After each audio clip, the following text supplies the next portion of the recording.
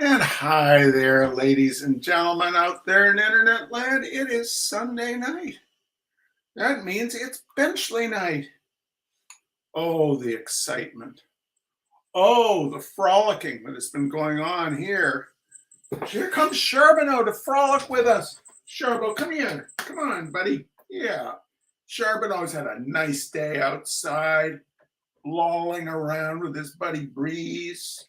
He and Breeze are like the mafia of Hadley Street. Anyway, he's had a great day, and Yorkie had a great day. She just lay around out on the deck, and I didn't run the garden hose today, so she didn't worry about getting wet. It was a good day for cats.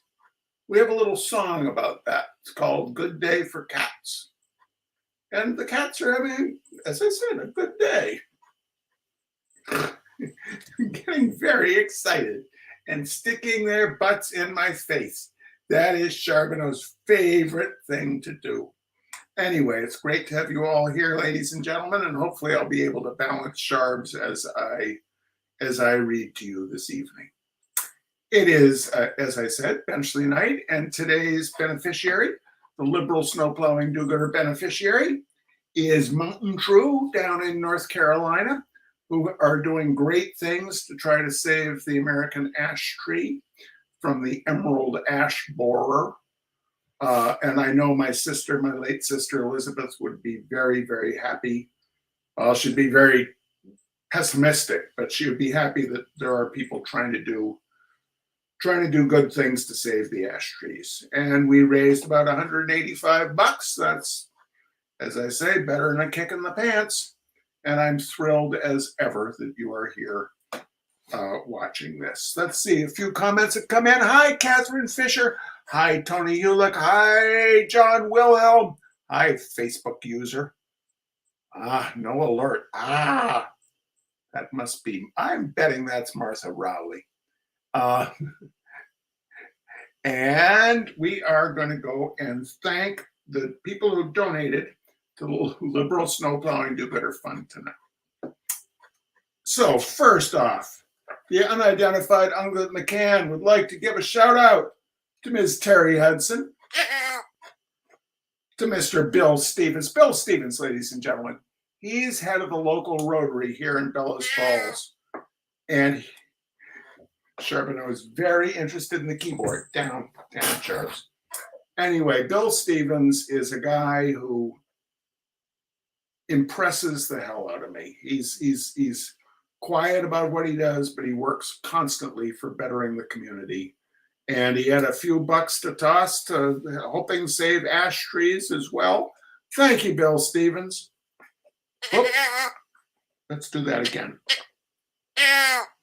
I think it's almost time to get a new unidentified unglet in a can. This one is getting very asthmatic. Oh, and thanks to Miss Susan Shepard. That time it wheezed. Okay. To Ms. Catherine Fisher. To Mr. Jim Frisk up there, the peripatetic rail rider, Mr. Jim Frisk. And to my very, very, very tall cousin, who's out there in Pennsylvania turning those Dr. Oz lawn signs sideways. So instead of saying Oz for Pennsylvania, they say no for Pennsylvania.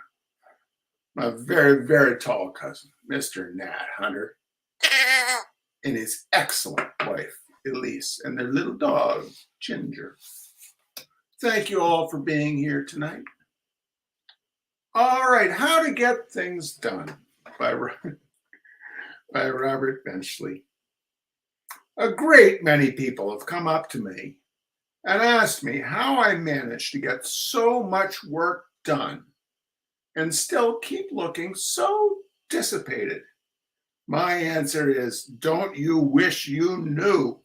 And a pretty good answer it is, too, when you consider that 9 times out of 10, I did not hear the original question. But the fact remains that hundreds of thousands of people throughout the country are wondering how I have time to do all of my painting, engineering, writing, and philanthropic work when, according to the Reviewer sections and society notes, I spent all my time riding to hounds, going to fancy dress balls disguised as Louis XIV, or spelling out greetings to California in formation with 3,000 Los Angeles school children. All work and no play, they say. The secret of my incredible energy and efficiency in getting work done is actually a very simple one. I have based it deliberately on a well-known psychological principle and have refined it so that it is now almost too refined. I shall have to begin coarsening it up again pretty soon. The psychological principle is this: anyone can do any amount of work, provided that it is not the work that they are supposed to be doing. Let us see how this works out in practice. Let us say that I have 5 things which have to be done before the end of the week. 1, a basket full of letters to be answered, some of them dating from October 1928. 2, some bookshelves to be put up and arranged with books. 3, a haircut to get. 4, a pile of scientific magazines to go through and clip. I'm collecting all references to tropical fish that I can find with the idea of someday buying myself one. And 5, an article to write for this paper. Now, with those 5 tasks staring me in the face on Monday morning, it is little wonder that I go right. It is little wonder that I go right back to bed as soon as I have had breakfast, in order to store up health and strength for the almost superhuman expenditure of energy that is to come. Mens sana in corpore sano is my motto, and not even to be funny am I going to make believe that I don't know what the Latin means. I feel that the least I can do is to treat my body right when it has to supply fuel for an insatiable mind like mine. As I lie in bed on Monday morning storing up strength, I make out a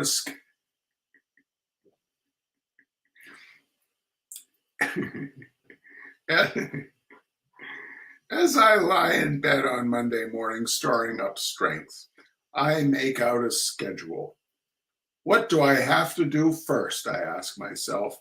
Well, those letters really should be answered, and the pile of scientific magazines really should be clipped. And here is where my secret process comes in. Instead of putting them first on the list of things which have to be done, I put them last. I practice a little deception on myself and say, first, you must write that article for the newspaper.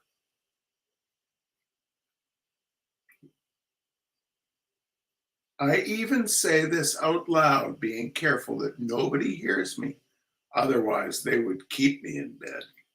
And I try to fool myself into really believing that I must do the article that day and that the other things can wait. I sometimes go so far in this self-deception as to make out a list in pencil with number 1, newspaper article, underlined in red. The underlining in red is rather difficult, as there's never a red pencil on the table beside the bed unless I've taken one to bed with me on Sunday night. Then, when everything is lined up, I bound out of bed and I have lunch. I find that a good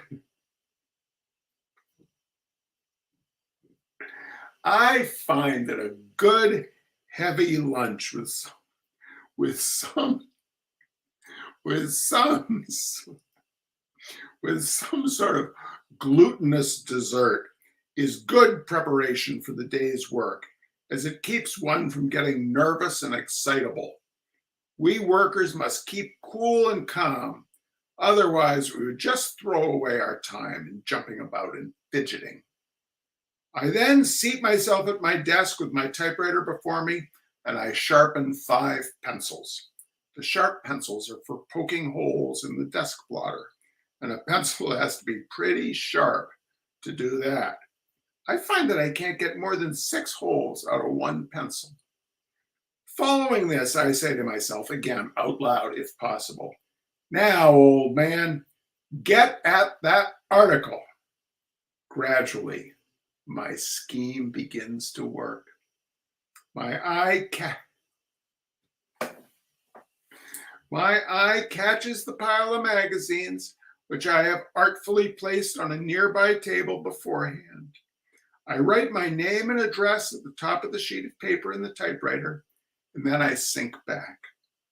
The magazines being within reach, also part of the plot, I look to see if anyone is watching me, and I get one off the top of the pile.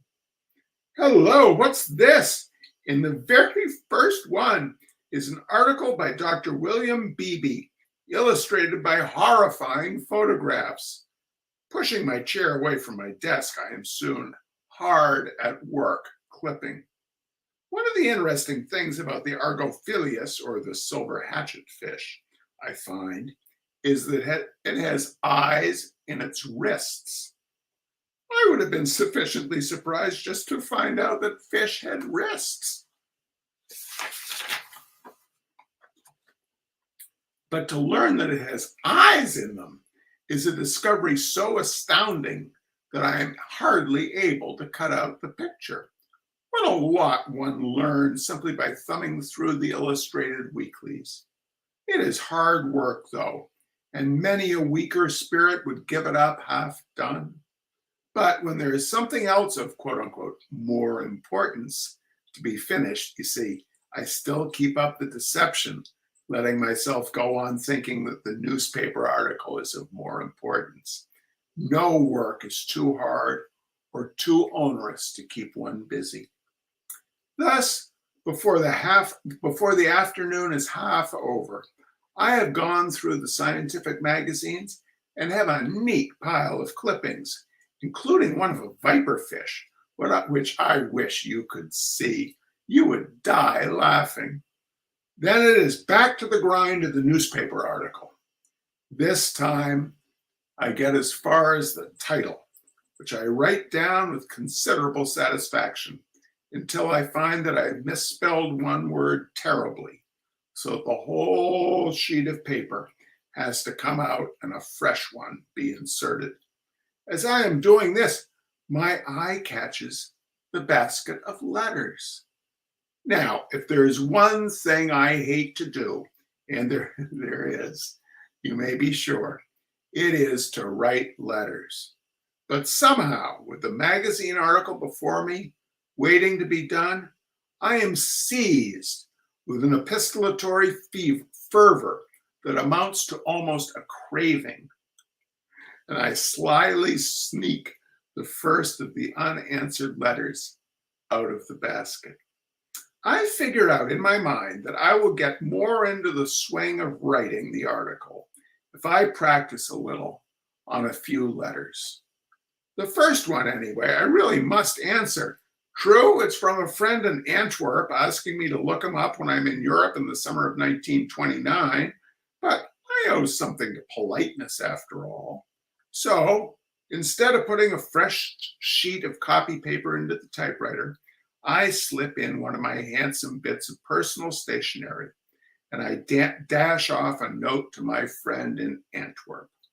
Then, being well in the letter-writing mood, I clean up the entire batch. I feel a little guilty about the article, but the pile of freshly stamped envelopes and the neat bundle of clippings on tropical fish do much to salve my conscience. Tomorrow, I will do the article, and no fooling this time either. Well, when tomorrow comes, this is one of my favorite Robert Benchley sentences. When tomorrow comes, I am up with one of the older and more sluggish of the larks.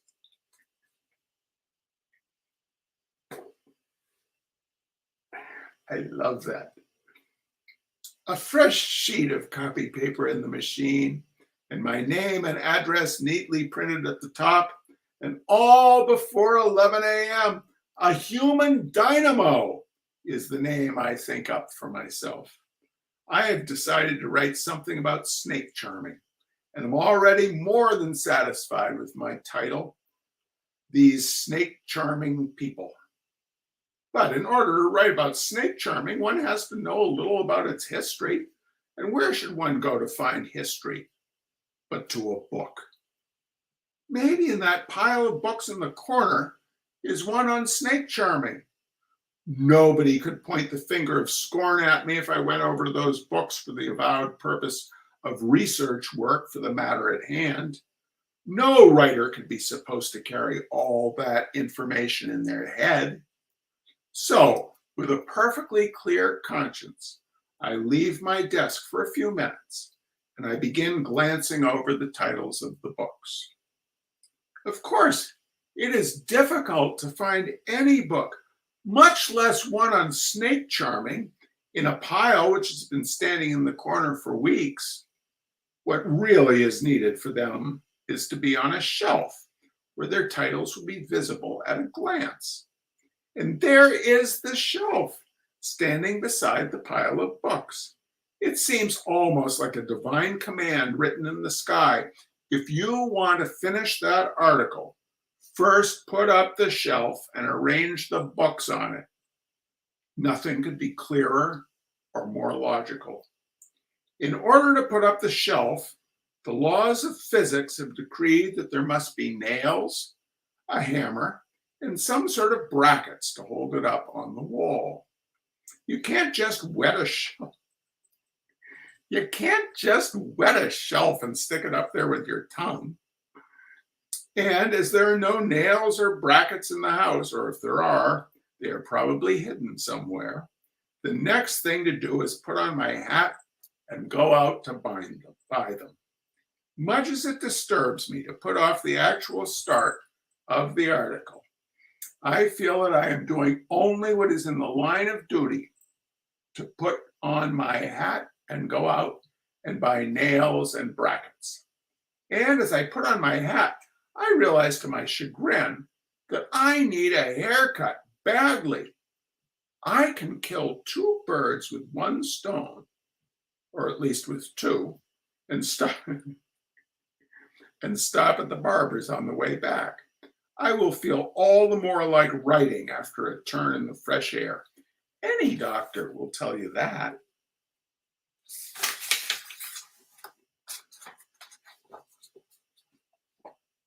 So, in a few hours, I return, spick and span and smelling of lilac, bearing nails, brackets, the evening papers, and some crackers and peanut butter. Then it's ho for a quick snack. Uh-oh, Charbonneau, get off the keyboard. Ow. Yeah, good guy. Sorry. Or maybe you couldn't see, but all of a sudden, a bunch of strange characters started going across my screen. Then it's ho for a quick snack and a glance through the evening papers. There might be something in them which would alter what I was going to write about snake charming. And in no time at all, the shelf is up, slightly crooked, but up. And the books are arranged in a neat row in alphabetical order and all ready for almost instantaneous reference. There does not happen to be one on snake charming amongst them, but there's a very interesting one containing some Hogarth prints, and one which will bear even closer inspection, dealing with the growth of the motion picture illustrated with stills from famous productions.